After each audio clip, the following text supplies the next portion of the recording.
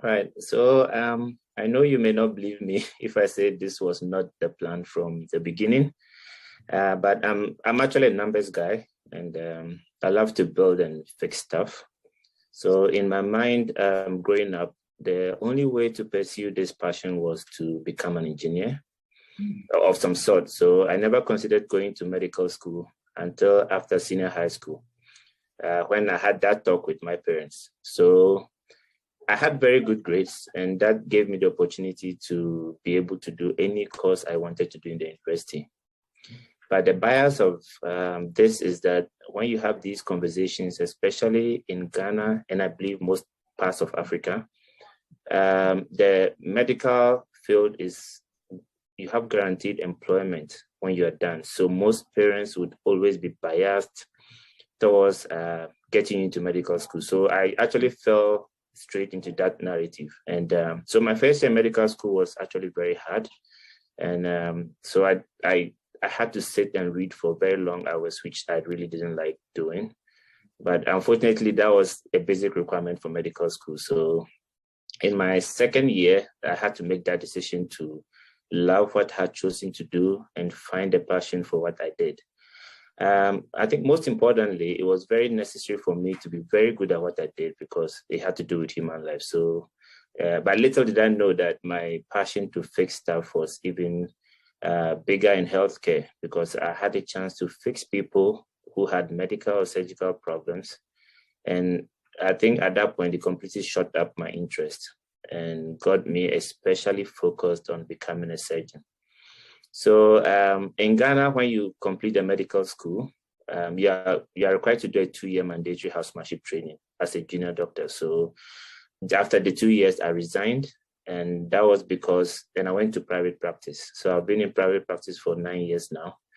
And it was very difficult at that point. And I felt my role as a doctor, a clinician, I could only influence one life at a time. But if I wanted to create a bigger impact, I had to put myself in some sort of a leadership position or some form of an administrative role.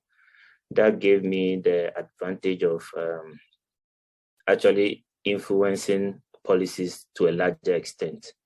So that was going to give me a bigger impact and probably amplify the impact I wanted to have in my career.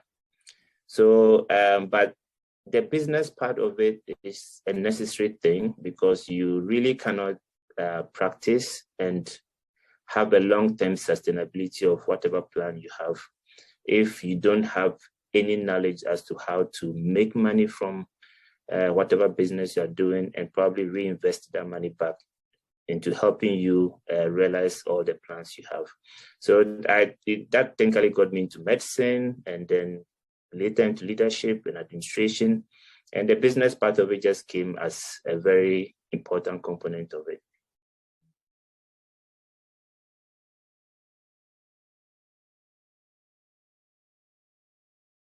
What I can say is all initiatives that have direct community impact, especially in healthcare, require some form of emotional investment.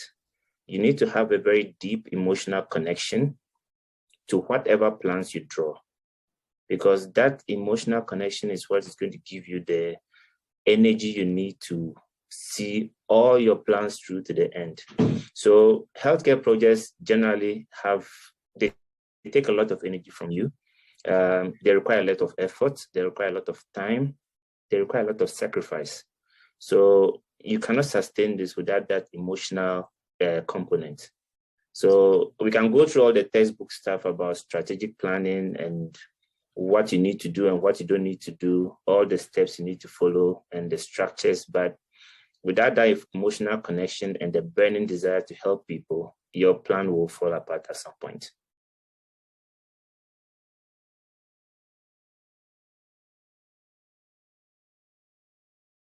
Yeah, so I started the program in a full academic role with my assistantship. So it was an amazing experience. This was my first time, and this was the greatest exposure I ever had in academia. So it was especially exciting as everything even became virtual, there were so many new things for everyone to learn. So not only was I learning a lot of things in academia, I was also learning how to use technology in fulfilling my new role. So as challenging as that was, I must admit that it brought out the best in me, eventually earning me the Graduate Assistant of the Year award at the College of Business. So beyond this, I had one of the most exciting transitions to NNIC as the Refugee Health Coordinator. And especially at a sensitive time like this, when a role like mine couldn't have been more timely.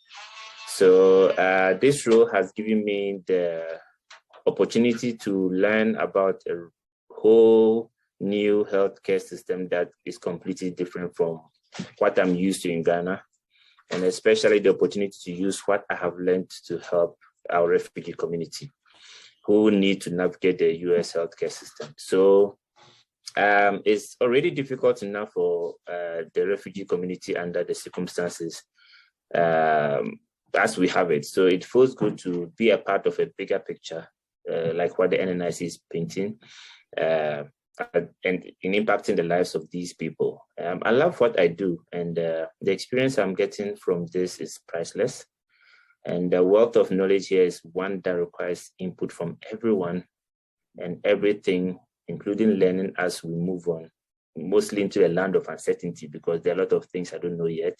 I'm still trying to figure them out. And this level of adaptive confidence is very important, especially in such rapidly changing environments. So I am excited to help people. I'm especially excited about all the great stuff I'm learning from this job.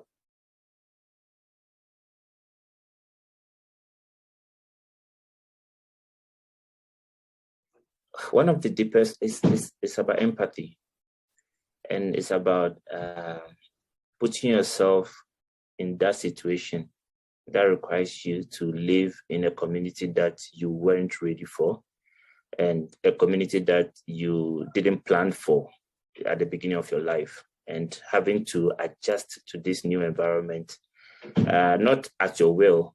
I came to the United States on my own, but imagine someone who was supposed to be here for some reason and has to make it in this system for so many other reasons. So I feel like the biggest thing we can do for our community is to feel empathy. We need to put ourselves in their shoes and actually experience what they could be going through and try to be more understanding. A lot of them come into the country with no knowledge of the English language whatsoever. And you can imagine the kind of difficulties even we those who think we speak some amount of English language, I can imagine how much difficulty I have been through. So if I put myself in their shoes, it actually goes deeper than just helping them out. It's actually a connection you have with them, and any situation they have, you find yourself living that situation and asking yourself what you would have done or what you'd have wished to be done for you if you were in such a challenging situation. So I feel like one of the things I've learned is empathy, and that has helped me a lot. Yeah.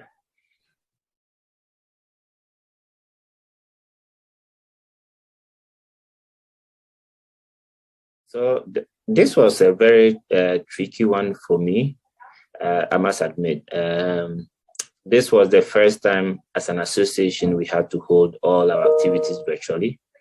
And we voted virtually, and I took up office virtually. So it was especially difficult because all our activities over the years had been held in person.